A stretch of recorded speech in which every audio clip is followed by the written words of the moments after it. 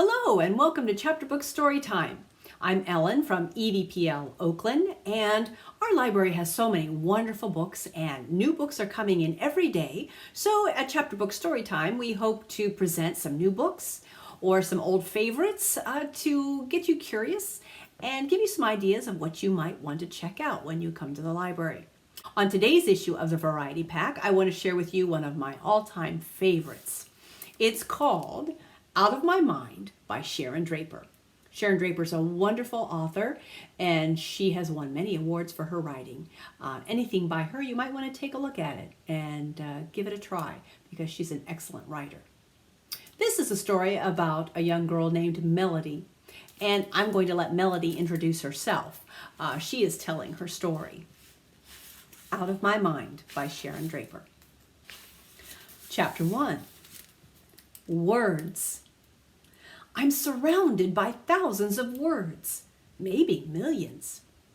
Cathedral, mayonnaise, pomegranate, Mississippi, Neapolitan, hippopotamus, silky, terrifying, iridescent, tickle, sneeze, wish, worry.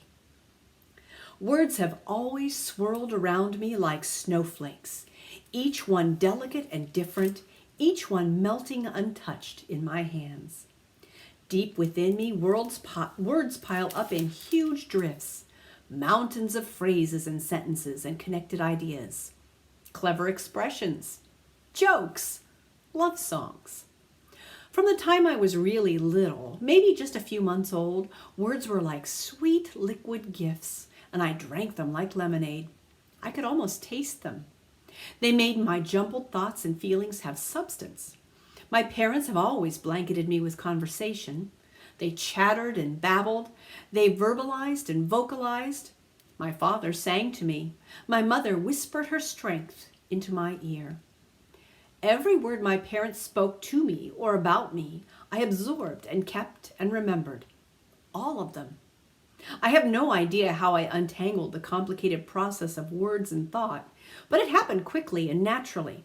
By the time I was 2, all my memories had words, and all my words had meanings. But only in my head. I have never spoken one single word. I'm almost 11 years old. Chapter 2. I can't talk. I can't walk. I can't feed myself or take myself to the bathroom. Big bummer. My arms and hands are pretty stiff, but I can mash the buttons on the TV remote and move my wheelchair with the help of knobs that I can grab on the wheels. I can't hold a spoon or a pencil without dropping it, and my balance is like zip. Humpty Dumpty had more control than I do. When people look at me, I guess they see a girl with short, dark, curly hair strapped into a pink wheelchair. By the way, there's nothing cute about a pink wheelchair. Pink doesn't change a thing. They'd see a girl with dark brown eyes that are full of curiosity, but one of them is slightly out of whack. Her head wobbles a little. Sometimes she drools. She's really tiny for a girl who is age 10 3/4. Her legs are very thin, probably because they've never been used. Her body tends to move on its own agenda, with feet sometimes kicking out unexpectedly and arms occasionally flailing, connecting with whatever is close by. A stack of CDs, a bowl of soup, a vase of roses. Not a whole lot of control here. After folks got finished making a list of my problems, they might take time to notice that I have a fairly nice smile and deep dimples. I think my dimples are cool. I wear tiny gold earrings. Sometimes people never even ask my name, like it's not important or something. It is. My name is Melody. I can remember way back to when I was really, really young. Of course, it's hard to separate real memories from the videos of me that Dad took on his camcorder. I've watched those things a million times. Mom bringing me home from the hospital, her face showing smiles, but her eyes squinted with worry. Melody tucked into a tiny bathtub. My arms and legs looked so skinny. I didn't splash or kick. Melody propped with blankets on the living room sofa, a look of contentment on my face. I never cried much when I was a baby. Mom swears it's true. Dad took videos of me getting fed, getting changed, and even me sleeping. As I got older, I guess he was waiting for me to turn over and sit up and walk. I never did. But I did absorb everything. I began to recognize noises and smells and tastes. The whoomp and whoosh of the furnace coming alive each morning. The tangy odor of heated dust as the house warmed up. The feel of a sneeze in the back of my throat. And music. Songs floated through me and stayed. Lullabies mixed with the soft smells of bedtime slept with me. Harmonies made me smile. It's like I've always had a painted musical soundtrack playing background to my life. I can almost hear colors and smell images when music is played. Mom loves classical. Big, booming Beethoven symphonies blast from her CD player all day long. Those pieces always seem to be bright blue as I listen, and they smell like fresh paint. Dad is partial to jazz, and every chance he gets, he winks at me, takes out Mom's Mozart CD, and then pops in a CD of Miles Davis or Woody Herman. Jazz to me sounds brown and tan, and it smells like wet dirt. Jazz music drives Mom crazy, which is probably why Dad puts it on. For some reason, I've always loved country music. Loud guitar strumming, broken heart music. Country is lemons. Not sour, but sugar sweet and tangy. Lemon cake icing, cool fresh lemonade. Lemon, lemon, lemon. Love it. When I was really little, I remember sitting in our kitchen being fed breakfast by Mom, and a song came on the radio that made me screech with joy. I have to apologize to the Oak Ridge Boys and to my audience. Gotta sing it. Sorry. So I'm singing Elvira, Elvira, my heart's on fire, Elvira. Giddy up, papa, mau, mau. Giddy up, papa, mau, mau. Hi ho, silver, away. The things I do for my job sometimes.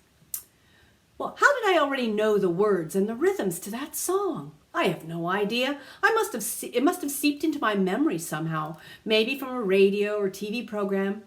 Anyhow, I almost fell out of my chair. I scrunched up my face and jerked and twitched as I tried to point to the radio.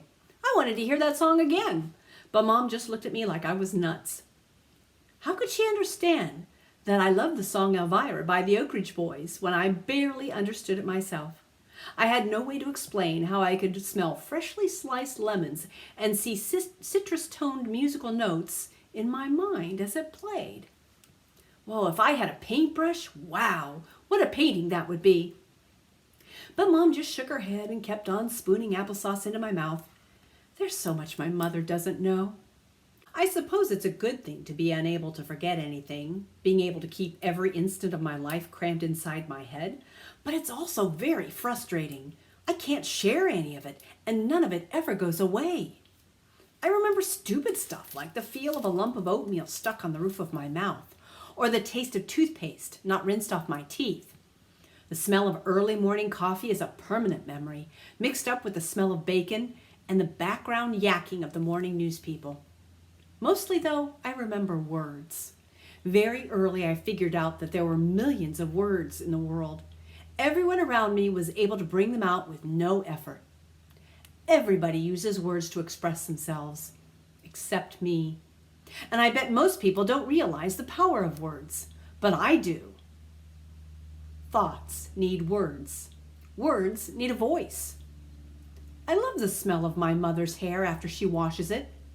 I love the feel of the scratchy stubble on my father's face before he shaves. But I've never, ever been able to tell them. Here's the thing. I'm ridiculously smart, and I'm pretty sure I have a photographic memory.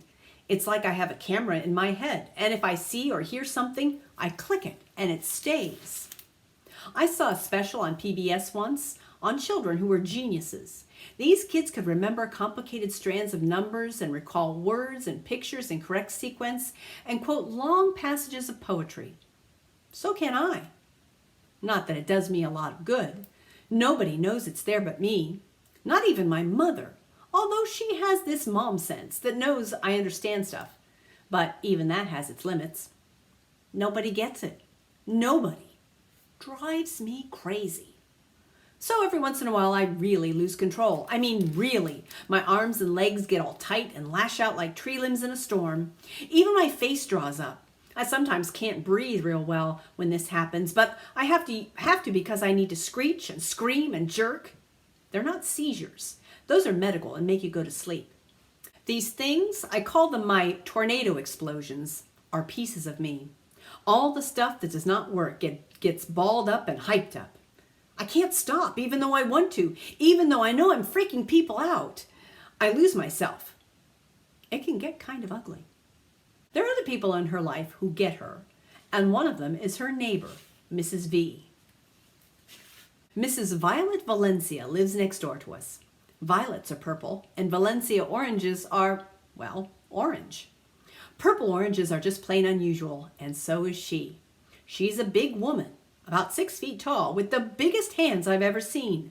They're huge. I bet she could put a full-size basketball in each of her palms and still have room left over.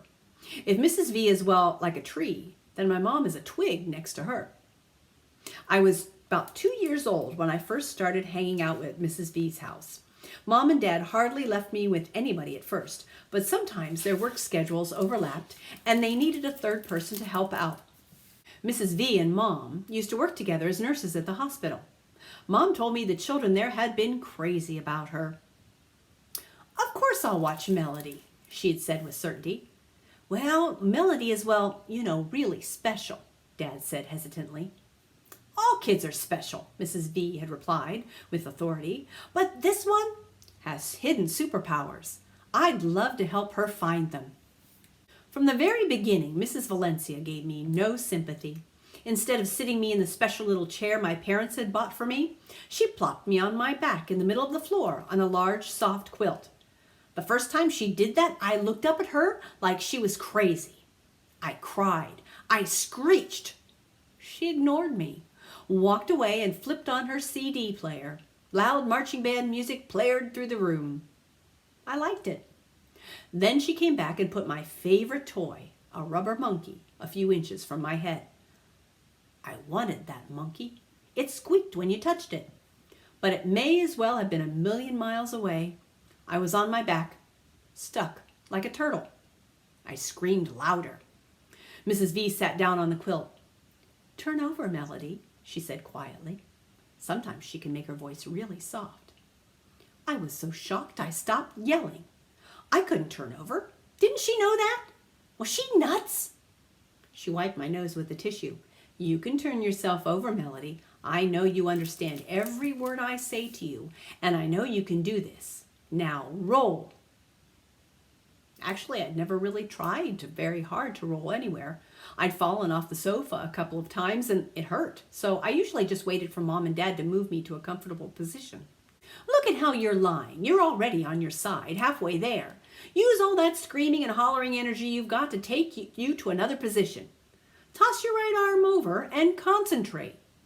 So I did. I strained, I reached, I tried so hard I farted. Mrs. V cracked up, but slowly I felt my body rolling to the right. And then unbelievably, plop, I was on my stomach. I felt so proud of myself, I screeched. "I told you so," Mrs. V said, victory in her voice. "Now go get that monkey." So Mrs. Valencia teaches Melody how to roll over, then how to crawl, and then how to fall out of her chair safely. So if someone doesn't strap her in tight enough, she won't hurt herself when she falls. But the most important thing Mrs. Valencia teaches her is how to use her words. Once I started school, however, I discovered I had a much bigger problem than just falling out of my chair. I needed words. How was I supposed to learn anything if I couldn't talk? How was I supposed to answer questions or ask questions? I knew a lot of words, but I couldn't read a book. I had a million thoughts in my head, but I couldn't share them with anybody. On top of that, people really didn't expect kids in my class to learn much anyway. It was driving me crazy. I couldn't have been much more than 6 when Mrs. V figured out what I needed. One afternoon after school, after a snack of ice cream with caramel sauce, she flipped through the cable channels and stopped at a documentary about some guy named Stephen Hawking. Now I'm interested in almost anything that has a wheelchair in it. Duh. I even like the Jerry Lewis telethon. It turns out Stephen Hawking has something called ALS, and he can't walk or talk, and he's probably the smartest man in the world, and everybody knows it. That is so cool. I bet he gets really frustrated sometimes. After the show went off, I got real quiet. He's like you, sort of, isn't he? Mrs. V asked. I pointed to yes on my board and then pointed to no. She has a plexiglass board attached to her wheelchair with words on it. Yes, no, and words she uses a lot. Mom, dad, that type of thing. So she pointed to yes and no. I don't follow you. Mrs. V scratched her head. I pointed to need on my board, then to read. Need, read. Need, read. I know you can read a lot of words, Melody, Mrs. V said. I pointed again. More. I could feel tears coming. More, more, more. Melody, if you had to choose, which would you rather be able to do? Walk or talk? Talk. I pointed to my board. I hit the word again and again. Talk, talk, talk. I have so much to say. So Mrs. V made it her mission to give me language. She ripped all the words off my communication board and started from scratch. She made the new words smaller so more could fit. Every single space on my talking board got filled with names and pictures of people in my life, questions I might need to ask, and a big variety of nouns and verbs and adjectives so I could actually compose something that looked like a sentence. I could ask, "Where is my book bag?" or say, "Happy birthday, Mom," just by pointing with my thumb. I have magic thumbs, by the way. They work perfectly. The rest of my body is sort of like a coat with the buttons done up in the wrong holes. But my thumbs came out with no flaws, no glitches, just my thumbs. Go figure. Every time Mrs. V would add new words, I learned them quickly, used them in sentences, and was hungry for more. I wanted to read. So she made flashcards, pink for nouns, blue for verbs, green for adjectives. Piles and piles of words I learned to read. Little words like fish and dish and swish. I like rhyming words. They're easier to remember. It's like a buy one, get the rest free sale at the mall. I learned big words like caterpillar and mosquito, and words that follow crazy rules like knock and gnome. I learned all the days of the week, months of the year, all the planets, oceans, and continents. Every single day I learned new words. I sucked them in and gobbled them up like they were Mrs. V's cherry cake. So Mrs. V gives her the power of words. She has a few other people in her corner that help her even more. One is Mrs. Shannon, her teacher, who recognizes right away that Melody is a smart cookie, and she tells her parents so. And Mrs. Shannon also develops a program so that students in Melody's class can integrate and move in and take some classes with the other children in the school. And one of her favorites is music class. And when she's able to go to music class, she makes a friend, Rose, another person in her corner.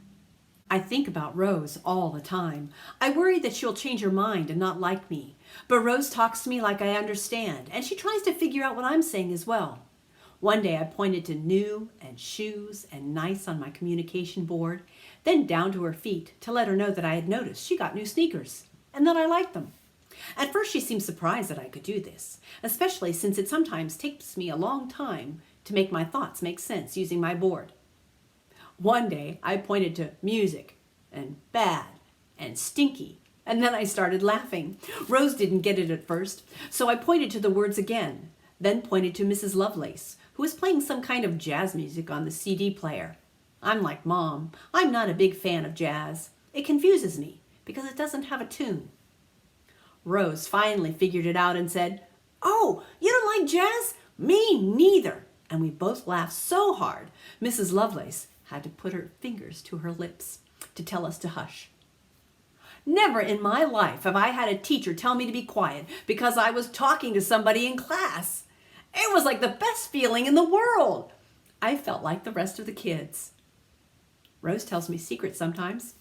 I know she bites her fingernails, and she hates milk. She goes to church every Sunday but falls asleep until it's over. Me too. She has a younger sister just like I do. She even likes country music. Sometimes she tells me about trips to the mall with her friends. It would be so cool to be able to do that. So, can you imagine being happy that you got yelled at in school because you were talking too much? But for Melody, that is just the best thing because she's treated like other kids. I just love that part of the book. I get a little teary-eyed sometimes when I read that. I think that's just so great. Another special person in Melody's life is Catherine, her school aide. Catherine goes with her through the school day, helps her with lunch, helps her navigate the hallways, helps her with her classwork, and is just there to be a friend to her and help her out. Melody starts talking with Catherine about communication devices when she sees Rose bring in her brand new laptop computer. I grab Catherine's arm and point to Rose's computer. Me too, I point on my board. I do it several times. You want a computer like Rose's? Catherine glances over at Rose's laptop. It is really nice. Even I don't have one as cool as hers. No, I point. Wait, you don't want a computer? Catherine sounds confused. I've learned to be patient with people. Once again, I point to Rose's computer and then to the words, me too. I search all over my communication board and the words better, nicer, cooler just aren't there. So I point at good, then go to the alphabet strip and then jab at the letters E and R. Gooder. I sound like a doofus. Oh, you want a better computer than Rose's? Yes, I point on the board. Then I point to for and me. I get it, Catherine cried. You want something specially designed for you. That's just plain brilliant, Melody. I spell out, duh, and we laugh. Miss Gordon starts class then, reminding everyone about due dates for the biography project. And guess who Melody wants to write about? She wants to write about Stephen Hawking. I want to know how he does ordinary stuff, like eating and drinking. After all, he's a grown man. Does his wife put him on the toilet? He has kids. How does he manage to be a dad? And I want to know about his talking devices, the super cool computers that help him talk and do really hard math problems like finding black holes in space. I tap out the question for Catherine. Computer for me? I have no idea, Catherine replies. Let's check it out. So Catherine and Melody get to work. They start doing research on the type of computer that Stephen Hawking has that helps him talk. It's called a metatalker. And when they find out all about it, they present the idea to Melody's parents. And of course, they are behind it 100%. And so they order one. And the day that the metatalker arrives at Melody's house, her life changes forever. We quickly discover that the metatalker has more than a dozen levels, all easily reached with just one button. So on level 1, we program in the names of everyone I know. My name, all the members of my family, kids and teachers at school, my doctors, the neighbors, my parents' friends, and of course Mrs. V. On the second level, she insists we add all the vocabulary words we've been collecting on our multicolored 3x5-inch flashcards. Type, save, type, save. Mrs. V's fingers fly as she keeps adding words for me. Lots of our vocabulary words are already in the machine's memory, but she gives me more. Nouns, verbs, adverbs, and adjectives, thousands of them, as well as a cool sentence maker that is located on another level. We can prepare hundreds of phrases and sentences and get to them with just a touch. Have you heard their latest song? That's what's up. How did you do on the spelling test? Ordinary words, normal conversation. I've never had that. Awesome. Another level is for numbers and even computation. I'll be able to do math now. Maybe I won't tell the teachers about that one. And there's a level full of corny jokes and silly sayings with room left for us to add more. Another level plays music. I can connect the device to a computer and download any song I want. I can't wait to search iTunes. Maybe I can ask Rose which songs are hot. Rose! I can actually talk to Rose now. The room is absolutely quiet. I stroke the edge of the machine softly, then push 2 buttons. Thanks, Mrs. V, the computer's voice says. She blinks real fast. I do too. She reaches for a tissue. We both need it. When Mom and Dad come in to pick us up, Dad is all ready with his camcorder. His hands are shaking a little. Show us how it works, honey, he says. I can't believe Dad is making a video of me saying my first words. It's almost like when he filmed Penny's first words. Well, not really. I type very carefully and push the button to make the machine speak. Hi, Dad. Hi, Mom. I am so happy. Mom gets all teary-eyed and her nose gets red. She's looking at me all soft and gooey. When I think about it, I realize I have never, ever said any words directly to my parents. So I push a couple of buttons and the machine speaks the words I've never been able to say. I love you. Well, Mom completely loses it. She bubbles up with tears and grabs Dad. I think he might be sniffing back a couple tears himself. But he's recorded it all. The sky's the limit for Melody now that she has the meta-talker. All of those thoughts and memories and ideas and facts that have been in her brain for so long can now come out. She can express herself. And one of the first things she decides to do is to try out for the school's quiz bowl team. The 5th graders have a team that compete with other schools. And she helps take the team to regionals, to the city championship, and then on to the national team. Of course, there are always going to be challenges. Every kid in school has challenges, making friends, treating others fairly, learning all of that. But at least now Melody can express herself and come out of her mind. This is Out of My Mind by Sharon Draper, a wonderful book, and even more wonderful, if you like that story, there is a sequel that has just come out.